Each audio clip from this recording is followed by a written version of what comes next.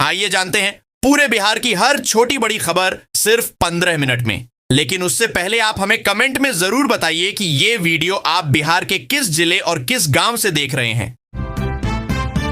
बिहार में सांप के विष का जहरीला कारोबार, पिता पुत्र गिरफ्तार। बिहार में सांप के जहर की तस्करी का बड़ा नेटवर्क उजागर हुआ है। Wild life crime control bureau और पलामू वन विभाग की संयुक्त टीम ने देव नया बाजार चांदनी चौक निवासी मो सेराज मियां और उनके पुत्र मो मेराज मियां को गिरफ्तार किया। इनके पास से 1200 ml सांप का जहर और 10 किलो पेंगोलिन का स्कल बरामद हुआ।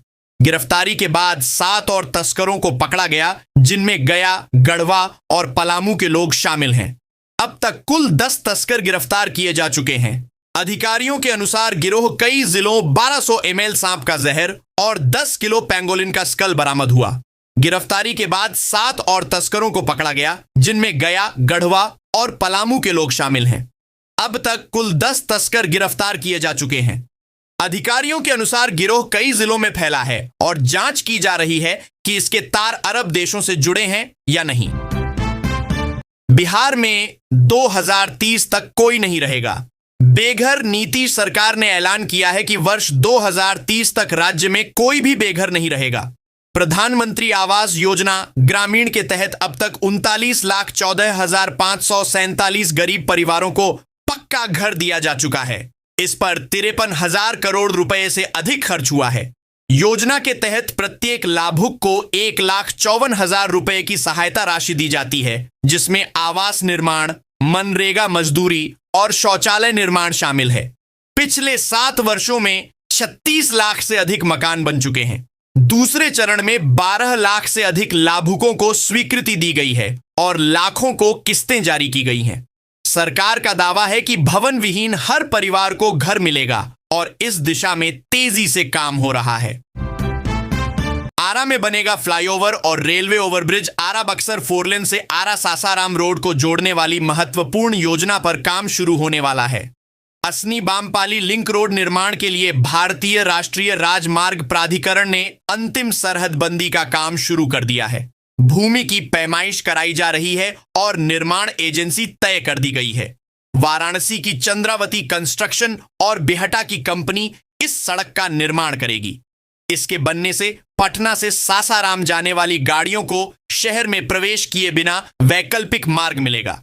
आरा नगर का रिंग रोड का सपना भी साकार होगा। 2 नेशनल हाईवे और 2 ग्रीनफील्ड सड़कें आपस में जुड़ेंगी। इससे आवागमन की सुविधा बढ़ेगी और समय बचेगा। लोग जाम से निजात पाएंगे और आरा के चारों ओर आसानी से आ जा सकेंगे।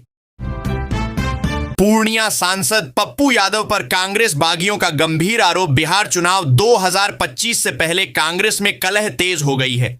नाराज नेताओं ने आरोप लगाया है कि प्रदेश अध्यक्ष राजेश राम अपने चहेते नेता की मदद से समर्पित कांग्रेसियों को गाली दिलवाते हैं। शनिवार को कई वरिष्ठ नेताओं ने बयान जारी कर कहा कि पूर्णिया सांसद पप्पू यादव ने धरना प्रदर्शन कर रहे नेताओं को गालियां दी। इस दौरान प्रदेश अध्यक्ष भी मौजूद थे। बाकी नेताओं ने कहा कि दोषी पप्पू यादव नहीं बल्कि राजेश राम हैं, जिनके इशारे पर यह सब हुआ। उन्होंने इस्तीफे की मांग की है। 21 नवंबर को सदाकत आश्रम में धरना हुआ था, जहां पप्पू यादव और राजेश राम के खिलाफ नारे लगे। महिला कमेटी की प्रदेश अध्यक्ष ने भी इस्तीफा दिया है। टिकट बंटवारे में हेरफेर और खराब प्रदर्शन को लेकर नाराजगी बढ़ रही है। बिहार में अपराधियों की जगह नहीं, सम्राट चौधरी की चेतावनी। गृह मंत्री सह उप मुख्यमंत्री सम्राट चौधरी ने कहा कि बिहार अपराधियों के लिए जगह नहीं है। उन्होंने मीडिया से बातचीत में स्पष्ट चेतावनी दी कि अपराधी जेल में रहेंगे या कब्र में। उन्होंने कहा कि मुख्यमंत्री नीतीश कुमार ने अराजकता और जंगल राज खत्म कर सुशासन स्थापित किया है। प्रधानमंत्री नरेंद्र मोदी और सीएम के नेतृत्व में सुशासन को मजबूत करना है। यूपी के योगी मॉडल की तरह बिहार में भी पुलिस को छूट देने की चर्चा है। योगी मॉडल में अपराधियों पर सख्त कार्रवाई और फास्ट ट्रैक कोर्ट में सुनवाई की व्यवस्था है। शाहनवाज हुसैन ने कहा कि अपराधियों सावधान, आ गए हैं सम्राट। उन्होंने नीतीश कुमार के नेतृत्व में सुशासन को आगे बढ़ाने की जिम्मेदारी सम्राट चौधरी पर बताई। पटना में दिसंबर से शुरू होगी पीएनजी सप्लाई राजधानी। पटना के गर्दनी बाग इलाके में दिसंबर से घर घर पाइप्ड नेचुरल गैस पीएनजी की आपूर्ति शुरू होगी। लंबे इंतजार के बाद हजारों परिवारों को राहत मिलेगी। पाइपलाइन बिछाने और तकनीकी कार्य अंतिम चरण में है। अधिकारियों ने बताया कि सुरक्षा जांच पूरी होते ही गैस आपूर्ति शुरू कर दी जाएगी। पीएनजी से उपभोक्ताओं को सिलेंडर बुकिंग और डिलीवरी की परेशानी से मुक्ति मिलेगी। यह अधिक सुरक्षित और किफायती भी है। गैस नेटवर्क को मजबूत करने के लिए 2 डिस्ट्रिक्ट रेगुलेटिंग स्टेशन बनाए गए हैं। एक गर्दनीबाग और दूसरा मीठापुर में स्थापित है। अब तक 46,000 उपभोक्ताओं ने रजिस्ट्रेशन कराया है, जिनमें 26,000 घरों में कनेक्शन दिया जा चुका है। दिसंबर से पीएनजी की शुरुआत पटना में ऊर्जा उपयोग की दिशा में बड़ा कदम होगी। गुड़ उद्योग को मिलेगा 1 करोड़ तक अनुदान। बिहार सरकार ने गन्ना किसानों और ग्रामीण उद्यमियों की आय बढ़ाने के लिए गुड़ उद्योग को प्रोत्साहन देने की नई योजना शुरू की है। इसके तहत गुड़ उत्पादन इकाइयों की स्थापना पर पूंजी लागत का 50% तक अनुदान मिलेगा। पेराई क्षमता के आधार पर अधिकतम सीमा 6 लाख से 1 करोड़ रुपए तक तय की गई है। आवेदन ऑनलाइन लिए जा रहे हैं और अंतिम तिथि 25 नवंबर 2025 है। इच्छुक किसान ccso.bihar.gov.in पर आवेदन कर सकते हैं। अधिकारियों ने बताया कि इस योजना से छोटे और बड़े स्तर पर गुड़ उत्पादन को बढ़ावा मिलेगा। इससे ग्रामीण उद्योगों में नई ऊर्जा आएगी, रोजगार के अवसर बढ़ेंगे और उच्च गुणवत्ता वाले गुड़ उत्पाद उपलब्ध होंगे। सरकार को उम्मीद है कि इससे ग्रामीण अर्थव्यवस्था मजबूत होगी। पटना में डेंगू के 10 नए मरीज मिले। नालंदा मेडिकल कॉलेज अस्पताल में डेंगू संक्रमण का खतरा बढ़ रहा है। शुक्रवार को जांचे गए 58 संदिग्ध नमूनों में से 10 की रिपोर्ट पॉजिटिव, 10 की रिपोर्ट पॉजिटिव आई है। इनमें बच्चे, किशोर और युवा शामिल हैं। पटना सिटी क्षेत्र के 5 लोग संक्रमित पाए गए हैं, जिनमें आलमगंज की युवती, गुलजारबाग की युवती, अगमकुआं का बच्चा और नदी थाना क्षेत्र की युवती शामिल हैं। अन्य मामलों में पुनपुन, गौरीचक, बरबीघा, समस्तीपुर और बांका के लोग हैं। विशेषज्ञों ने कहा कि विभिन्न आयु वर्ग में संक्रमण बढ़ना चिंता का विषय है। अस्पताल प्रशासन ने बताया कि सामान्य प्लेटलेट वाले मरीजों को घर भेजा जा रहा है, जबकि गंभीर लक्षण वाले भर्ती हैं। डॉक्टरों ने लोगों से सतर्क रहने और मच्छर जनित बीमारियों से बचाव के उपाय अपनाने की अपील की है। लाउंड्री गैस प्लांट से सटा मेडिसिन वार्ड खौफ में मरीज। पटना एनएमसीएच के सेंटर ऑफ एक्सीलेंस परिसर स्थित प्री फैब्रिकेटेड फील्ड हॉस्पिटल में सुरक्षा पर गंभीर सवाल उठे हैं। 200 बेड वाले इस अस्पताल के ठीक सामने सेंट्रल लाउंड्री का गैस प्लांट है, जहां हर समय करीब 2 दर्जन बड़े सिलेंडर नोजल से जुड़े रहते हैं। मेडिसिन वार्ड की खिड़कियां इसी प्लांट की ओर खुलती हैं, जिससे मरीज और डॉक्टर खौफ में हैं। डेंगू समेत गंभीर मरीजों के परिजन बताते हैं कि असुरक्षित स्थिति किसी भी समय हादसे का कारण बन सकती है। सुरक्षा के नाम पर केवल 2 छोटे अग्निशमन सिलेंडर लगे हैं। न गार्ड तैनात हैं और न निगरानी। आसपास नशेड़ी भी सक्रिय रहते हैं। बीएमएसआईसीएल ने इसका निर्माण किया है। अधीक्षक ने कहा कि लोकेशन का निर्णय उच्च अधिकारियों ने लिया था। रोजाना 2,500 मरीज इलाज के लिए आते हैं। ऐसे में सुरक्षा चूक चिंता का विषय है। चुनाव जीतने के बाद नीतीश सरकार का असली इम्तिहान बड़े उद्योग समूहों को बिहार में लाना नई सरकार के लिए सबसे बड़ी चुनौती है। मुख्यमंत्री नीतीश कुमार ने चुनाव से पहले 1 करोड़ युवाओं को रोजगार देने का वादा किया था। इसमें निजी क्षेत्र की नौकरियां भी शामिल हैं। हाल के वर्षों में उद्योग मंत्रियों का कार्यकाल अधूरा रहा है। शाहनवाज हुसैन ने निवेशक सम्मेलन कराए और लेदर टेक्सटाइल नीति लाई। बाद में समीर महासेठ और नीतीश मिश्रा ने भी प्रयास किए, लेकिन चुनावी बदलाव से काम अधूरा रह गया। अब विभाग की जिम्मेदारी दिलीप जायसवाल के पास है। टेक्सटाइल और लेदर सेक्टर में निवेश की बड़ी संभावना है। औद्योगिक प्रोत्साहन पैकेज 2025 में मुफ्त जमीन और सब्सिडी देने का प्रावधान है। सरकार का लक्ष्य है कि बड़े उद्योगों से रोजगार बढ़े और बाहर गए कामगार बिहार लौट सकें।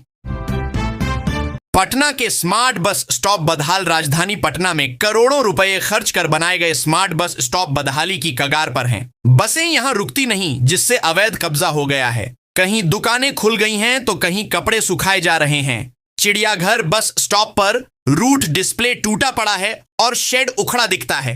डाक बंगला चौराहा पर गंदगी और अवैध दुकानें यात्रियों की जगह घेर चुकी हैं। इनकम टैक्स गोलंबर पर दुकानदारों ने कब्जा कर लिया है। होटल चाणक्य के सामने वाला स्टॉप मिट्टी के बर्तन और झाड़ू की दुकान में बदल गया है। वीरचंद पटेल पथ पर लोग कपड़े सुखाते हैं। राजवंशी नगर और आर ब्लॉक स्टॉप पर कांच टूटे पड़े हैं और सीटें गंदी हैं। कई जगह डिस्प्ले बोर्ड बंद हैं और लाइटें खराब। यात्रियों का कहना है कि बसें भी यहां नहीं रुकती, जिससे यह अधोसंरचना केवल दिखावा बनकर रह गई है। 5 सीटों के परिणाम पर आरजेडी का आरोप। बिहार चुनाव 2025 में करारी हार के बाद राजद ने 5 सीटों के परिणाम पर गंभीर आरोप लगाए हैं। पार्टी ने कहा कि विधानसभा क्षेत्रों में बेईमानी से हार हुई है। राजद ने इंटरनेट मीडिया पर एक वीडियो अपलोड कर प्रधानमंत्री मोदी को विदा करते समय नीतीश कुमार के झुकने पर कटाक्ष किया। पार्टी ने इसे पैर छूकर आशीर्वाद लेने जैसा बताया। तेजस्वी यादव शपथ ग्रहण समारोह में नहीं पहुंचे और एनडीए पर परिवारवाद का आरोप लगाया। राजद ने 3 सीटों में निरस्त बैलेट वोटों पर सवाल उठाए, जिनकी संख्या हार के अंतर से अधिक बताई गई। पार्टी ने मुख्य निर्वाचन आयुक्त पर भी अंगुली उठाई। इस बार 11 सीटों पर जीत हार का अंतर 1000 वोटों से कम रहा। राजद का कहना है कि परिणाम बेईमानी का प्रतिफल है और जनता को झकझोरने वाले हैं। ठंड बढ़ते ही सब्जियों की कीमतें। गर्म पटना में ठंड बढ़ते ही सब्जियों के दाम आसमान छूने लगे हैं। थोक बाजार में बढ़े भाव का असर सीधे गली मोहल्लों की दुकानों पर दिख रहा है। टमाटर 80 से 90 रुपये किलो बिक रहा है, जबकि परवल 120 रुपये किलो तक पहुंच गया है। धनिया पत्ता 150 रुपये किलो मिल रहा है। बैंगन 60, सेम 80, फूल गोभी 50 से 70 रुपये, बंद गोभी 40, शिमला मिर्च 100, गाजर 40, मटर 120, भिंडी 70, पालक 40, हरा मिर्च 80, मूली 40, लौकी 50, अदरक 100 और चुकंदर 50 रुपये किलो बिक रहा है। अंटा घाट मंडी के कारोबारियों ने बताया कि ठंड बढ़ने और बाहरी जिलों से आपूर्ति कम होने से कीमतों में तेजी आई है। उपभोक्ता संगठनों ने 100 रुपये किलो बिक रहा है। अंटा घाट मंडी के कारोबारियों ने बताया कि ठंड बढ़ने और बाहरी जिलों से आपूर्ति कम होने से कीमतों में तेजी आई है। उपभोक्ता संगठनों ने सरकार से निगरानी बढ़ाने और आपूर्ति तंत्र मजबूत करने की मांग की है। सम्राट को मिली गृह मंत्रालय की कमान। बिहार कैबिनेट में मंत्रालयों का बंटवारा कर दिया गया है। पहली बार मुख्यमंत्री नीतीश कुमार के पास गृह मंत्रालय नहीं है। उप मुख्यमंत्री और भाजपा नेता सम्राट चौधरी को गृह विभाग की जिम्मेदारी दी गई है। विजय कुमार सिन्हा को भूमि एवं राजस्व तथा खान विभाग मिला है। भाजपा प्रदेश 1 अध्यक्ष दिलीप जायसवाल उद्योग मंत्री होंगे। जदयू के विजेंद्र यादव वित्त और वाणिज्य कर विभाग संभालेंगे। मंगल पांडेय को स्वास्थ्य और विधि विभाग मिला है। नितिन नवीन नगर विकास और पथ निर्माण मंत्री बने हैं। रामकृपाल यादव को कृषि, संजय टाइगर को श्रम संसाधन और अरुण शंकर प्रसाद को पर्यटन मंत्रालय मिला है। श्रेयसी सिंह को सूचना, प्रौद्योगिकी और खेल मंत्रालय दिया गया है। जदयू के सुनील कुमार शिक्षा मंत्री बने हैं। अन्य मंत्रियों को भी विभागों की जिम्मेदारी सौंप दी गई है। भागलपुर में सुहाना मौसम का आनंद। भागलपुर में अगले 5 दिनों 5 तक मौसम सुहाना बना रहेगा। आसमान साफ और वातावरण शुष्क रहेगा। सुबह हल्की ठंड और दोपहर में धूप से गर्माहट का एहसास होगा। बिहार कृषि विश्वविद्यालय सबौर के अनुसार 22 से 26 नवंबर तक अधिकतम तापमान 25 से 27 डिग्री और न्यूनतम 14 से 16 डिग्री सेल्सियस रहने का अनुमान है। सुबह में वातावरण में 80 से 85% नमी रहेगी, जिससे हल्की ठंडक महसूस होगी। दोपहर में आर्द्रता घटकर 60 से 65% तक हो जाएगी, जिससे मौसम शुष्क रहेगा। उत्तर पश्चिम दिशा से 5 से 7 किलोमीटर प्रति घंटा की रफ्तार से हल्की हवा चलेगी। इससे ठंड का एहसास होगा, लेकिन तापमान में अचानक गिरावट नहीं आएगी। दिन में धूप राहत देगी और रात का मौसम ठंड भरा रहेगा। विद्यार्थियों के खाते में आने लगे रुपए। बिहार सरकार युवाओं को रोजगार और पढ़ाई में मदद देने के लिए मुख्यमंत्री निश्चय स्वयं सहायता योजना चला रही है। इस योजना के तहत इंटरमीडिएट और स्नातक उत्तीर्ण युवाओं को प्रति माह 1000 रुपये की सहायता राशि दी जा रही है। अब तक 40,000 से अधिक आवेदन प्राप्त हुए हैं। इनमें से 35,066 आवेदन स्वीकृत किए गए हैं। जबकि 2,816 आवेदन कागजात अधूरे होने के कारण अस्वीकार कर दिए गए। फिलहाल 32,986 युवाओं को हर महीने राशि दी जा रही है। स्नातक उत्तीर्ण 8,761 युवाओं ने आवेदन किया है, जिनमें से 2,490 ने ही कागजात की जांच कराई है। बाकी को 15 दिन का समय दिया गया है। योजना का उद्देश्य युवाओं एक को नौकरी खोजने में मदद करना है। गयाजी में बीज उपलब्ध पर उर्वरक की कालाबाजारी से किसान परेशान। गया जिले में रबी फसल की बुआई का सीजन जोर पर है। कृषि विभाग ने बीज उपलब्ध कराने की व्यवस्था की है और किसान इससे संतुष्ट हैं, लेकिन उर्वरक को लेकर परेशानी बढ़ गई है। यूरिया और डीएपी का पर्याप्त भंडारण होने के बावजूद बाजार में मनमाने दाम वसूले जा रहे हैं। सरकारी दर पर डीएपी 1,350 रुपये प्रति बोरी है, लेकिन यह 1,500 से 1,600 रुपये में बिक रहा है। यूरिया 360 रुपये प्रति बोरा बेचा जा रहा है। फतेहपुर प्रखंड में 47 में से 30 दुकानें सक्रिय हैं, जबकि टनकुप्पा में 26 दुकानें चल रही हैं। किसानों का कहना है कि फतेहपुर में बिस्कोमान का गोदाम नहीं होने से उन्हें खुदरा दुकानों से ही खरीदना पड़ता है। वे मांग कर रहे हैं कि सरकारी गोदाम खोला जाए ताकि आर्थिक बोझ कम हो सके। बेगूसराय पुलिस का अवैध शराब कारोबारियों पर शिकंजा। बेगूसराय जिले के बखरी थाना क्षेत्र में पुलिस ने अवैध शराब कारोबारियों पर बड़ी कार्रवाई की है। देर रात तक चली छापेमारी में पुलिस ने 300 लीटर से अधिक शराब बरामद की है। 19 लीटर महुआ शराब बरामद कर 3 कारोबारियों को गिरफ्तार किया। थानाध्यक्ष शैलेंद्र कुमार के नेतृत्व में पुलिस टीम ने वार्ड 36, सलोना और पुरानी थाना रोड क्षेत्र में छापेमारी की। धर्म चौधरी, शिव रावत और कुंदन कुमार चौधरी को रंगे हाथ पकड़ा गया। पुलिस ने शराब जब्त कर मद्य निषेध अधिनियम के तहत प्राथमिकी दर्ज की है। लगातार हो रही कार्रवाई से शराब माफियाओं में दहशत फैल गई है। थानाध्यक्ष ने कहा कि अभियान जारी रहेगा और अवैध कारोबार को जड़ से खत्म किया जाएगा। स्थानीय लोग इस कार्रवाई की सराहना कर रहे हैं। गोपालगंज के दियारा क्षेत्र में बाढ़ और कटाव की त्रासदी। गोपालगंज के सदर विधानसभा क्षेत्र के दियारा इलाके में हर साल बाढ़ और गंडक नदी का कटाव स्थायी संकट बन गया है। 1 दर्जन पंचायतों के 500 से 600 परिवार हर वर्ष विस्थापन झेलते हैं। कई गांव पूरी तरह नदी में समा चुके हैं। जगीरी टोला, खाप मसूदपुर, मेहदिया, बैरिया, रामपुर, कटघरवा और मंझरिया जैसे गांव नक्शे से गायब हो गए हैं। गरीब परिवार बरसात में बांधों और सड़कों पर शरण लेते हैं और जलस्तर घटने पर अस्थायी झोपड़ियां बनाकर जीवन आगे बढ़ाते हैं। ग्रामीणों का कहना है कि नदी का रुख हर साल बदलता है, जिससे स्थायी मकान बनाना जोखिम भरा है। वे वर्षों से कटाव रोकने और तटबंध मजबूत करने की मांग कर रहे हैं। फिलहाल उनका जीवन गंडक नदी के मिजाज पर निर्भर है। उलाई नदी में अवैध सड़क से बालू खनन जारी। उलाई नदी में दुर्गा मंदिर घाट से कलाली पुल तक संवेदकों ने अवैध सड़क बना दी है। ग्रामीणों का आरोप है कि प्रशासन की लापरवाही से यह सड़क अब भी उपयोग में है। रात दिन बालू लदे ट्रकों का परिचालन हो रहा है। नदी की धारा अवरुद्ध होने से भूजल स्तर प्रभावित हुआ है और सिंचाई बाधित हो रही है। किसानों का कहना है कि इस बार गेहूं की खेती पर प्रतिकूल असर पड़ सकता है। कोल्हुआ और दाबिल में संवेदकों ने कई बालू डंप यार्ड बना रखे हैं। नो एंट्री के दौरान भी ट्रक इसी सड़क से गुजरते हैं। ग्रामीणों का आरोप है कि संवेदक हर महीने 4 लाख रुपए डीएसआर टैक्स भरते हैं और प्रशासन से सांठगांठ कर कार्रवाई से बच जाते हैं। नदी का अस्तित्व खतरे में है।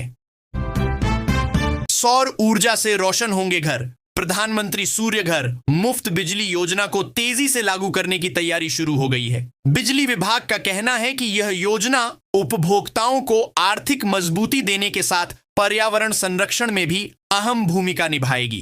कनीय अभियंता संजीव कुमार ने बताया कि इच्छुक लोग ऑनलाइन आवेदन कर अपनी छत पर सोलर पैनल लगवा सकते हैं। 3 किलोवाट क्षमता का पैनल लगाने पर उपभोक्ता को प्रतिमाह 300 यूनिट बिजली का लाभ मिलेगा। इससे साल भर में लगभग 15,000 रुपए की बचत होगी। जिन परिवारों का मासिक बिल 1,600 से 2,000 रुपए है, उनके लिए यह योजना बेहद लाभकारी होगी। सहायक अभियंता संजय कुमार ने कहा कि सोलर पैनल पर्यावरण अनुकूल हैं और इनके उपयोग से कार्बन उत्सर्जन में भारी कमी आती है। रोहतास का राइस मिल हब हुआ। कंगाल सरकारी नीतियों के कारण रोहतास का नटवार क्षेत्र, जो कभी उसना चावल का हब था, अब खंडहर में बदल गया है। 2008 तक यहां 9 बड़ी राइस मिलें और कई छोटे मिल सक्रिय थे। प्रत्येक मिल पर 1.5 करोड़ रुपए तक का खर्च हुआ था, लेकिन नीतिगत बदलाव से मांग घट गई और मिलें बंद हो गईं। मजदूरों और छोटे व्यापारियों के सामने भूखमरी की स्थिति उत्पन्न हो गई। धीरे धीरे अरवा चावल मिलों ने उसना मिलों की जगह ले ली। सरकार ने पैक्सों में अरवा मिल लगाने का प्रोत्साहन भी दिया। हाल के वर्षों में सिल्की और सोलटेक्स जैसी आधुनिक मशीनों से लैस नई मिलें खुली हैं। पहले यहां हर साल लाखों क्विंटल उसना चावल का उत्पादन होता था और सैकड़ों लोगों की रोजी रोटी चलती थी। उद्घाटन से पहले ही टूट गई चौरौद पुपरी सड़क। चौरौद पुपरी सड़क का निर्माण सितंबर 2023 में शुरू हुआ और मार्च 2025 में पूरा हुआ, लेकिन उद्घाटन से पहले ही कई जगह सड़क टूटने लगी। झटियाही चौक से पिरौखर जाने वाली सड़क NH 527C के पास धंस गई। पैचिंग का प्रयास किया गया, लेकिन सफलता नहीं मिली। नाड़ी घाट के समीप पिचिंग सड़क में दरारें आ गईं। निर्माण कंपनी वाइब्रेटर मशीन से सड़क तोड़कर फिर से निर्माण कर रही है। यह सड़क 4 हिस्सों में बनी और कुल लंबाई 7.980 किलोमीटर है। दोनों ओर उच्च स्तरीय नाला बनाया गया है, लेकिन स्थायी निकासी का रास्ता नहीं है। कार्य पूर्ण होने के 10 महीने के भीतर ही कई बार मरम्मत करनी पड़ी है। इससे निर्माण की गुणवत्ता पर सवाल उठ रहे हैं। मोतिहारी में सोना देने का झांसा देकर ठगी। गोविंदगंज थाना क्षेत्र में व्यापारी से 19 लाख रुपए की ठगी का मामला सामने आया है। जौनपुर के व्यापारी मोहन गुप्ता को 1 करोड़ का सोना सस्ते दाम पर देने का झांसा दिया गया। ठगों ने उन्हें अरेराज मंदिर बुलाकर रढ़िया गांव के घर ले गए। वहां सोना दिखाने के बहाने व्यापारी का बैग लेकर फरार हो गए। व्यापारी के सहयोगियों ने भाग रहे एक ठग संतोष को पकड़ लिया। पुलिस ने उसे न्यायिक हिरासत में भेज दिया है। अन्य आरोपियों की गिरफ्तारी के लिए छापेमारी जारी है।